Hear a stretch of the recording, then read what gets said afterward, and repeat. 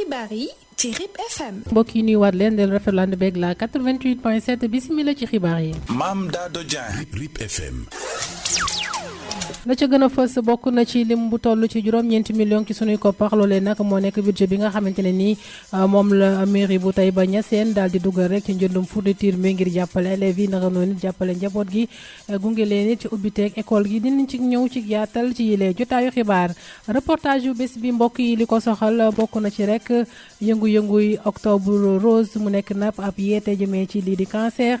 bi jàpp ween ak bi jàpp buuti ci njurukaay dinañ ci ñëw yaatal ko ci yile jotaayu xibaar dinañ àddu it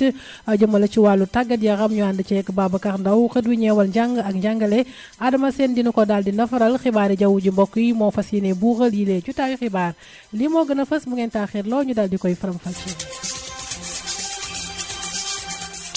xibaar yi ak Mame Dado Dieng.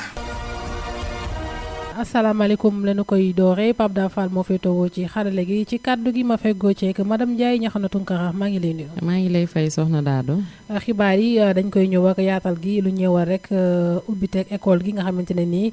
mairie bu Taïba Niassène génnee na li mu ko pari takku daal di ko ci dugal. waaw Mame Dado noonu la demee comme niñ koy baaxoo di defee rek lii di maire bu Taïba Niassène daal di nay sóobu rek ci joxam fourniture yi lii di commune am yooyu kit scolaire nag mu ngi ko jox école élémentaire yi féetewu ci boobule gox lu ko tax a jóg rek bokk na ci dimbale waajur yi ci njëndam fourniture yi waaye tamit daal di yombal rek concept bi tey jàng tey reportage Mame Yacine Diagne. mu nekk rek ab ndimbal jëmee ci njàng mekk njàngale mi bawo ci mairie bu Taïba Niassène ngir accompagner ndongo yi ak wayjur yi jëmee ci ay fourniture scolaire Asta Gueye Niass Thiam di ñetteelu adjointe maire nga xamante ni moo yor wàllum njàng mekk njàngale mi. léegi dafa amoon loo xam ne dañ ko diggee woon ak ñoom muy fourniture scolaire léegi fourniture scolaire yooyu tey jii moom moo disponible ñu bëgg koo jox képp koo xam ne directeur d'école nga am nga ci wàll yóbbu ko ci école bi léegi am na loo xam ne pour élèves yi la am na loo xam ne pour njàng mi la maanaam mooy fonctionner école bi nañ xam ne li ñuy yóbbu doonul loo xam ne dafa doon lu doy mais dañ ciy def suñ kéemtalaat kattan rek pour jàppale parents d'élèves yi si fourniture scolaire yi ba kenn ku nekk am loo commencé. bi mu jëlee kàddu moom Mohamed Thiam di directeur école franco-arabe bu Taïba Niassène waaye itam jiite directeur yu féetewoo ci boobule commune muy saluer initiative bi la nga xamante ni rek mairie bi daal dina koy am jëmee ci jàppale ndongo yu féetewoo ci commune bu Taïba Niassène. ñu ngi remercier bu baax le maire monsieur Habib Niass pour ce geste fort bi nga xamante ni defaat na ko à l'endroit des élèves parce que waxtu bi moo gën a am solo véritablement dinañu jàppale pour l'amélioration de la qualité des enseignements apprentissage waaye aussi également dina soulager aussi véritablement poches yi nga xamante ni mooy parents d'élèves yi xam ne lii moo leen waroon pour ñu mën a permettre seen doom ñu jàng. ndaje moomee nag ñu ngi ko amaloon ci teewaayu parents d'élèves yëpp gën caa ràññee ki nga xamante ni rek moom moo di Mahamad Bitey di njiituk comité gestion école yi féetewoo ci boobule commune moom nag gannaaw bi mu rafetloo lile mairie bi daal di def muy ñaax ñi nga xamante ni ñoom ñooy parents d'élèves yi jëmee ci saytu waaye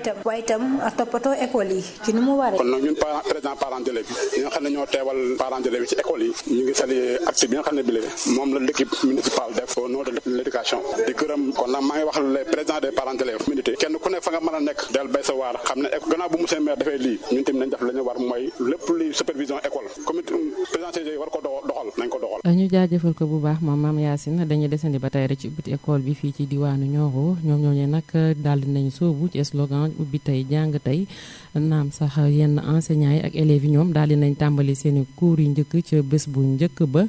waaye nag yenn école yi am na ci ñoo xamante ne ñoom daal di ñu respecté boobu les situations bu ñu sukkandikoo ci monsieur Abibou Diémé nekk directeur école Abdou Aziz Sy reportage Cheikh Ibrahima Thiam. at mu jot su école tijjee ñuy dégg benn kàddu di ubbi tey jàng tey ci ay école Sénégal muy fàttali ñi nekk ci système éducatif enseignants élèves ak parents njëriñu démarrer cours ci bés yu njëkk yi ginnaaw boobee wax ñu jiital benn laaj ndax wax boobee ñu ngi koy jëfee monsieur Abibou Diémé directeur ci école Abdou Aziz Sy. ubbi tey jàng tey waaw man nag ci li ma mën a wax damay wax ci li nga xam ne moom moo jëm ci suma école yéen ñi nag dinaay laaj ma yenn naatangooy directeur yi nekk fii si dëkk bi dañ la koy wax lu ñuy rafetlu la ubbi tey jàng tey waaye nag dafa nekk loo xamante ni si du kàddu goo xamante ni si wala du lu ñuy jëmmal loo xamante ni si Sénégal moo ko moom ñi ko moom dëgg mooy nasaraan yi nga xam ne tubaab yi nga xam ne ñoom am nañu pexe am nañu ay jumtukaay am nañu lépp nga xam ne ak nu mu mën a taxawee rek ñoom mën nañ ko nekk. ci biir loolu muy wax ne nemmeeku nañ ne si école yu bari élèves yi ñëwaguñ te loolu day taxawal rythme normalu jàngalekat bi.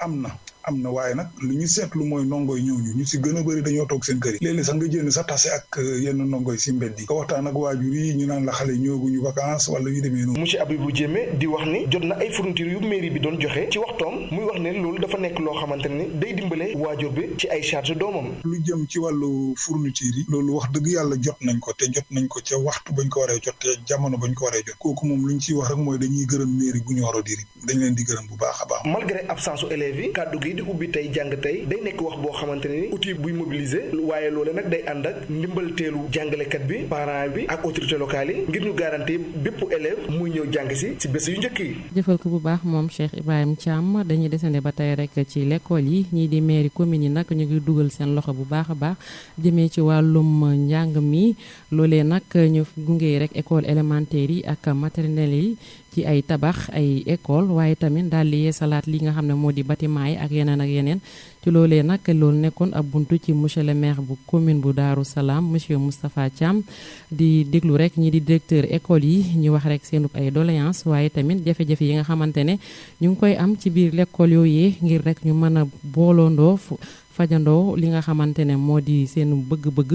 ci loolee nag ñu teewlu ci monsieur Omar Sow nekk directeur école en même temps nekk porte-parole directeur yi fële ci commune bu Darou moom moomee nag di ñëwaat ci doléance yi yuñ jot a jox lii di monsieur le maire bi reportage Khadija. jàngalekat yi di occupé place bu mucc ayib jëmee ci doxalinu école bi gën jaaleex ci salle de classe yi ci loolee monsieur Omar Sow nekk ki yor cadre directeur école yi commune bu Darou Salam moom nag di àddu ci jafe-jafe yi gën a fës yi nga xamante ni moom la ñuy jànkuwanteel ci seen école yi. ne ko maire xale yi dañoo war a laaj bagage mais monsieur yi école bi dafa laaj bagage parce que fu ma sañoon la maire sa ren dina war a joxe ba joxe petit peinture lu tax petit peinture parce que léegi boo demee classe yëpp mur yi ardoise yi tableau yi yàqu de mais loolu intrant de qualité la maanaam xale bi boo bëggee mu bind mu rafet fi nga koy bind dafa war a leer support bi dafa war a leer ratax mais su fekkee tableau bi baaxul tam bu monsieur bi bindee xale bi du bind lu baax waaye man itam fi ma taxaw maa ngi samay ñooñ nañ liggéey de waaye ñun su amee jafe-jafe nañ ko wax. ba tey moom monsieur Sow di àddu rek ci jiital bokk moomeel bu Darou Salam su ko defee mu daal di amal ay prime wala sax ay neexal jëmale ko si jàngalekat yi. maire sa jàngalekat yi jàmbaar lañu sa jàngalekat yi amoo seen fay kon na amoo seen fay te bi ñu ñëw fi en 2014 2013 nga amoon njàqare amoon taux bi gën a ndaw ci département bi 13% nga wooñu nga ne kat def leen benn planning pour que ngeen génne ma ci lii mu ne ma léegi chaque année dinañu xool école yi jiitu ñu neexal leen monsieur yi dégg loolu naam sax neexal taxul ñuy liggéey yàlla def nag moom waxam jooj ak waxi dite li ñu tënkoon yàlla nangu na ko kon nag léegi monsieur le maire kii digge boobu na ko def enveloppe yooyu kon naka yegg ci école yi nga xam ne ñoo boot commune bi ba mu am taux yooyu rax si dolli itam am na ci ay écoles yoo xam ne nii am nañ mur dëgg la am nañu am douche am nañu am bureau waaye am na ñoo xam ne seen mur yeggul yu ci mel ni dàggase ko na ko yeggali am na ci école yoo xam ne nii amuñ bureau loolu itam na ko defar man de dàgg laa ko de xama defa am feetuñ ndox de te kon xam nga loolu rafet la donc loolu yëpp moom vraiment jàmbaar la il fait partie des meilleurs. xibaar yi ci RIP FM. ñu daal di wax ci leneen ponk bi jundoon nañ leen ko ci les bopp xibaar ci lu soxal nag ab yeete loolee nag nekk ab chance boo xamante ne nii kenn ku ci nekk ci askan wi rek war na koy daal di am ngir rek bàyyiloo xel boppam ci ay jafe-jafe jëmee rek ci li nga xamante ne nii moom mooy nekkinam ci loolee nag district sanitaire bu Nioro am na ab taxawaay bu am solo ci weeru octobre rose daal di ko rek jagleel ñi nga xamante ne nii ñoom ñooy jigéen ñi xeex feebar yu ci mel ni cancer bi jàpp ween ak bi jàpp buuti ci njurukaay loolee nekk mbir moo xamante ne nii jigéen ñu bari dafa mel ni sax dañu ko daal di umpule ngir ñu gëm ci am ay leeral dañu ci ànd ak Ñaxana Tunkara Njaay ci biir reportage. lii di campagne de sensibilisation am na ab taxawaay bu am solo lool jëmee ci xeex benn mbir di xamle waaye tamit di xamal lii di askan wi ci weerub octobre rose bi lii di district sanitaire bu Nioro daal di leen jëlaat seenub engagement ngir xeex jàngoro yi duyoo ci turu cancer du sein wala cancer du col de l'utérus jàngoro yi nga xamante ne jigéen ñu bëri umpale nañ nu mu mel. xaw ma ko ne mois d'octobre mois jigéen ñi la ñu ne octobre rose moo tax ñu ciy baaxee ni ñuy ay dépistage comme cancer du sein bi wala cancer bi butitu njurukaay bi ku ñemewu tamit nag nga xam ne ñemewoo ndax niñ ciy ragal yi ci bari dangay dem ñu xool la ba pare wax la sa feebar te doo am loo ko fajee mu yokku la feebar xamoo kañ nga jëm ak moom looloo tax jigéen ñi di ragal a dem rek. dama ragaloon rek waaye comme liñ ma ci wax nii incha allah dinaa dem. lii du liggéey yëpp sensibilisation bu waa personnel de santé yi di def askan bi ñoom ñu ngi koy rafetlu bu baax a baax. baax. li nga xam ne mooy sensibilisation bi jëm ci octobre rose bi lu ñu rafetlu la ndax santé dafa am solo ci doomu aadama te tubaab moo ne vaut mieux prévenir que guérir xoddeeku balaa ngaa lakkale ndax feebar bi nekk na feebar boo xam ne dafay rey en silence maanaam ñu bëri xamaguñu dayoo feebar bi te bu fekkee ne teel nañ ciy jóg mën na bañ a lor kon sensibilisation biñ ciy def ngir yee ci doomu aadama yi xamal leen ni muy loree xamal leen itam niñ koy gàttandoo am na ci solo kon du ñu def lu dul di ko rafetlu te wax ni rek wax dëgg yàlla na leen askan wi gën a may nopp te xam ne njëriñ li pour ñoom la waaye du pour ñi koy wax. ci boobule occasion ñi lancé appel ñii di jigéen ñi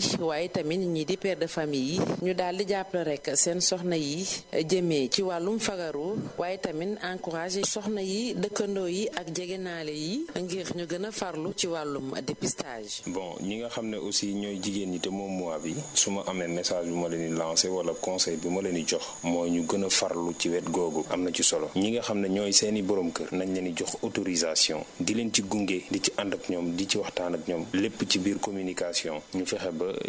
ñu jël seeni matuwaay. ñi fàttali rek ni li campagne de sensibilisation bi ñeewal xeex li di jàngorob cancer bi ñu ngi koy amal at bu ne ci biir réew mi dugg ci weerub octobre bi ñu woowee octobre rose mu ne weer bi nga xamante ne ñu ngi ko jagleel ngir xeex lii di cancer du sein wala cancer du col de l'utérus. fii ci réewum Sénégal lii di ñàkkum xëy mi doon lu ñu nemmeeku lool rawatina ci ndaw ñi loolee nag fii ci diwaanu Nioro yóbbee yenn ndaw yi ñu daal di sóobu rek ci dawal moto ci dawalum Jakarta fii ci diwaanu Nioro loolee nag mu ngi gën di law jafe-jafe yu mag yuñ ci am bokk na ci ñàkk respecté yuñ leen usage yi ñàkk respecté ak ñoomi neen ci seen biir waaye nag loolee ñoom ñooñee nag ñiy ñaan rek ñu daal di organiser waat seen secteur boobee yaatal yi ñu ànd seeg Mame Dado Dieng ci waxtaanam ak ñenn ci dawalkati moto yi. dawalkatu moto yu bëri ñoom nag ñu wane seen naqar ci gox yu bëri ci biir réewum Sénégal fii ci diwaanu Nioro nag noppiwu na ca benn yoon ndax nag ñi fi féetewoo ñu ngi rek naqarlu ñàkk considération bi nga xamante ne nii dinañ koy faxal di dund. Modou Sow di ab dawalkatu Jakarta. liggéey bi liggéey bu am solo la parce que génne na fi lu bëri. taximan doon ko timin taxut nga ñàkk fayda liggéey bu extraordinaire la. ca wet ga Ibou Diallo nekkit beneen taximan moom nag muy joxoñ rek baaraam jëmee ci ñàkkum organisation naka noonu ab déggoo ci yooyu la dawalkatu Jakarta boobu la tolluwaay nag dem sax bay lompañal boobu la secteur. yu bëri nañ liggéey bi amul règlement xëy cëpp dañoo ba nga xëy rek gis ni doo xam fu mu jógee ñii mën a dawal ñii mënuñu dawal liggéey bi doxut buñ ne lii nañ ko liggéeyee keneen ñëw ne man maa moom solo lii lay liggéey mënoo ci dara parce que règlement amul bu ngeen ko bokkee dañuy di déggoo tey maa ngi taxaw ak ñetti ñi tey client yi ñëw ma 300 mu ne man mu bañ kii yebee ko 200 parce que entente amu foofu loolu aussi suñu problème la. Adama moom it muy ab dawalkatu Jakarta li mu xam ne mooy ci jamonoy année scolaire bi moom seeni mbir day dox bu baax. boo naree yóbbu luy dem si ay ñetti élèves ba ñeenti élèves tamit te ñu war a dugg si benn heure 8h bi. loolu tamit des fois day doy waar quoi du neex. lu nekk a gérer tamit. ci boobule tolluwaay Ibou Diallo dellu rek di soññu njiital dawalkatu Jakarta yu nekk si Nioro ngir rek ñu gën a defaraat boobule secteur. président taximan yi. keroog maa ngi ko interpellé di ko wax. parce que réglementation premièrement li ma ci gën a opté mooy da ngay gis taximan bu jël ñett nit teg ko si vélo nga gis xale bu jigéen bu boot ba pare jël toogee wet. bokk loolu normal dañ ko war a defaraat càmbaraat affaire lu man naxaru la man en tant que ancien président. Modou Sow moom it mu teg ca di soññu rek ñi nga xamante ne nii ñoom ñooy kilifa yi. ñu gën a woyofal taxi yi jëmee ci yooyu les moto ñu gën a woyofal taxi yi leen di teg ngir ñu mën a amal seen liggéey ci anam bi wax. war na ñoo mën a jàppale bi mooy lan mooy waa trésor ak autorité yi il faut ñu daal comparaison boo xamante ne xam ne su doon 3000 francs mën nañoo dem ba def ko 1500 pour que ne maanaam ñu mën cee jàppale taximan. ñu daal di wax ci leneen ci lu ñeewal nag xët yu jëm ci wàllu njàng ak njàngale tey jii ci altine ji ñaar fukki fan ci weeru octobre li ko soxal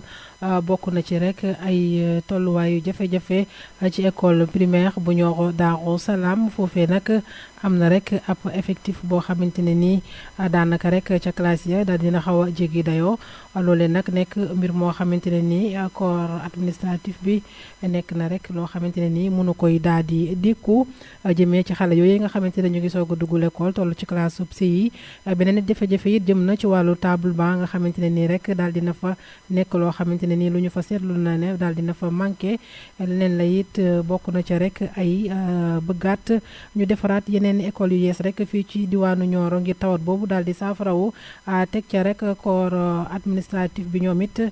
jëmee ci parents d'élèves yi ñu yëkkati rek seen baat jëmee ci kilifa yi nga xamante ne ni ñoom la daal di soxal ñu daal di ci wut ab saafara ci ni mu gën a gaawee ñu ànd ci ak Adama Sène.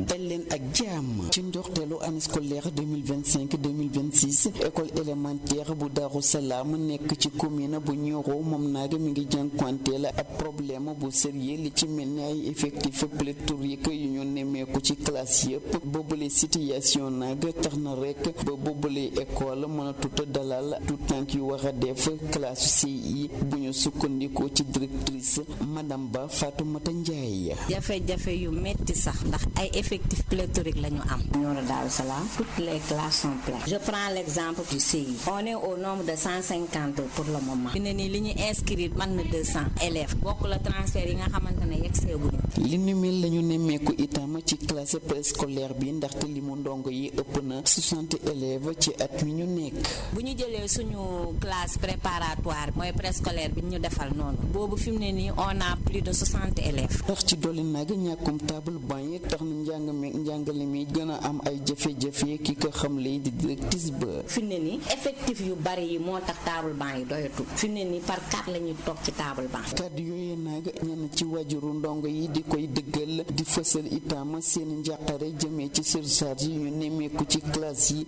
ak tamit ñàkkum infrastructure scolaire ci boobule quartier. lu jëm si wàllum njàngam xale yi de jafe-jafe yu bari ñu ngi koy jànkonteel fii surtout élèves CI CP seen effectif yi dafa bëri table banc yi matu parce que benn école bi moom moo doyut ci quartier bi parce que quartier Daaru Salaam léegi dafa nekk quartier bu rëy boo xamante ni sancaan yu bees yeeg ñëpp seen doom fii lañ leen di indi du ñuy jàng école ba mu tijjee ba tey am na parents d'élèves bi xam ne dañuy ñëw téye seen xale yi ba 9h amuñ fenn fuñ toog dañ leen di mujj obligé dem dolloo ji leen ñu dem ñibbi. waaw man mii sax am naa si cas boobu ndax sama doom maa ngi bëgg mu dugg mais ins bi classe yi fees na en plus ñun quartier Daaru Salaam bi ñu dëkk suñu doom mu ñu leen fee jëlee dina yóbbu fu sori. waaw moo taxoon daal suñu sañoon daal ñu tabaxoon ñu beneen école war ñu yokk classe yi ñun daal loolu daal lañ bëggoon. ba tax na nag madame Ba di dellu si war rek ci résultat scolaire yu tukki ci examen CFEE entrée en sixième bu atum daaw. pour année 2024-2025 on avait 97 candidats pour le CFE 94 ñoo jàlloon on avait 3 échecs léegi taux bi 96,90 la woon léegi bi ñu ñëwee ci entrée en sixième kenn rek moo échoué woon donc on avait 96 admis taux de réussite c'est 98,96% de réussite. maire bu Nioro digoon ne équipe administrative boobule école ni daan leen tabaxal ñaari classe yu bees pour soulager pression effective yi waaye boobu ak léegi gisaguñu fa dara ginnaaw bu ñu jàmmarlooga bi la situation ñoom jàngalekat yi nag ak askanu Daaru Salaam di lancer appel autorité yu mu soxal ngir fekk ñu tabaxal leen benn école primaire bu bees ci boobule quartier. loolu la nekkoon seen page éducation bu ñu leen jagleeloon tey yi ñu leen di jox dig daje altine bi di ñëw. RIP FM. ñu sant ko bu baax moom Adama Sène lii nag nekk taw yi nga xamante ne moom la ñu taataan ci bésu fukki fan ak juróom-ñeent ci weeru août atuma 2025 Nioro météo benn millimètre yu tombal benn Nioro Agri daray millimètre yu tombal juróom Dabali ñeenti millimètre yu tombal juróom Daaru Salaam dafa daal di wis Gent kay benn millimètre kay moo benn millimètre Kër Maba Jaxu ñaari millimètre yu tombal juróom Kër Ma Jabel dafa daal di wis Kër Ma Ndong it noonu dafa daal di demee Medina Sabax mu daal di fa am fukki millimètre yi ak ñett yu tombal juróom-ñaar Dramé Escale ñetti millimètre yu tombal ñaar Ngayeen Sabax juróom-benn millimètre yu tombal juróom-ñeent Paoskoto dafa daal di wis Proxaan Saabu it noonu la fa daal di demee dafa daal di wis Taïba Niassène mu daal di fa am juróom-ñaari millimètre yu tombal juróom-ñett Wack Ngouna mu wis fa Santhi Thiamène mu daal di fa wis naka noonu it Ndofane mbokk yi ponk bi nag moo daal di buuxal yi leen jotaayu xibaar ngeen taaxeer lu ñu fàttali leen li ci gënoon fës. RIP FM. Mame Dado Dieng. li ci gënoon fës bokkoon na ci ñeenti millions ci sunuy koppar loolee nag mooy budget bi nga xamante ne nii dugal nañ ko ci njëndum fourniture scolaire mu ñeewal nag commune bu Taïba Niassène loolee nag jubluwaay ba bokk na ca rek dimbale ñi di élèves yi naka noonu it waajur yi ngir rek ñu mën a amal seen ndorteel jàng ci anam bu daal di jaax yoon teewlu ngeen seen yëglu ci yëlee jotaayu xibaar reportage yu bés bi li ko soxaloon mbokk yi bokkoon na ci rek weeru octobre rose mu nekk nag jamono joo xamante ne nii ak yeeta la jëmee ci cancer bi jàpp wen naka noonu it buti ci ñuukaay xët ñu jagleel wàllu njàng ak njàngale moo daal di buuxal yëlee jotaayu xibaar mbokk yi moo fi wuse woon ci xibaar ñu gërëm leen sant leen Pape Da Fall moo féetoo woon ci xarale gi ci jàppandal gi ab sa sow ci kàddu gi Mame Dado Dieng feggoo woon ceeg ñaxana Tunkara Ndiaye madame Ndiaye maa ngi lay gërëm di la sant. ma sant la gërëm la madame Diop. mu ngoog mbokk yi ñu dellu di leen ñaanal jàmm di ko sàkku ci yéen yàlla muy borom jàmm te ko mu jàmmal nga am jàmm yàlla na nu boole jàmm jërë ngeen jëf.